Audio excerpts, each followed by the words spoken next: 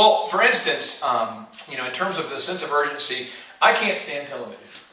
And the reason why is because I feel like when I'm watching the TV, I feel like as I'm watching the people on the screen, I'm thinking, there's a lot of stuff that I need to get done, or there's somebody I need to call to thank or show appreciation for, or something I need to do, or time I need to spend with my kids, or something I need to be doing right now, and none of it is involving watching TV. And for some reason, unless it's like a sporting event, I can't tolerate it, And it's just, and for me, I didn't really have that view. I used to watch a lot of TV as a kid. But it's like once I had to-do lists and I started viewing my life with a sense of urgency, all of a sudden the desire to watch a bunch of TV went away for me.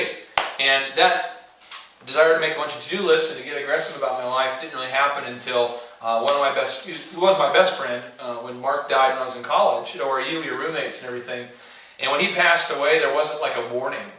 There wasn't like a, hey, your friend's going to die soon. It was just, came home, all the guys were there in the dorm, super somber, quiet atmosphere, normally like a frat house environment. And, my good friend Adam tells me that my roommate and best friend died.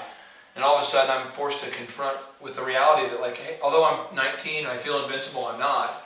And although you seem like you have an infinite amount of time, you don't, And I think that's just important that you have a sense of urgency. Because in my mind, I was just 19 a few years ago. But the reality is it's been 12 years, you know what I mean? And I'm almost 31. And I think if you're not serious about your life, it'll disappear. And then you're going to look back and go, oh, I wish I would have.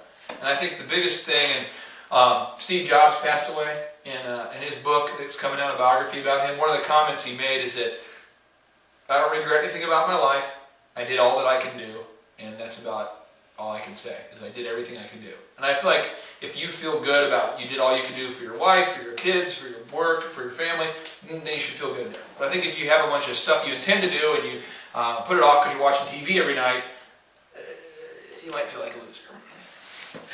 So the key today is don't feel like a loser. That's right.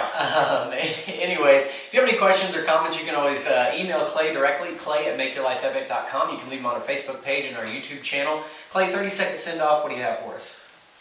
Just right now, wherever you're at in your life, I would just encourage you to decide that you're going to live with that sense of urgency, that you're going to get up every day and be excited about getting things done on your to-do list. Now, this isn't about getting stuff done on your boss's to-do list. I mean, example, I used to work at Faith Highway, I wasn't excited about commercials. I wasn't excited about any of the things that the company really did. What I was excited about was, hey, if I sold a bunch of these commercials, I could then afford to buy the DJ system, which then would allow me to control my own destiny. And I think that's the big thing, is find a way to get excited about what you're doing right now so that you can either get promoted out of it or you can have enough capital to move on to something else.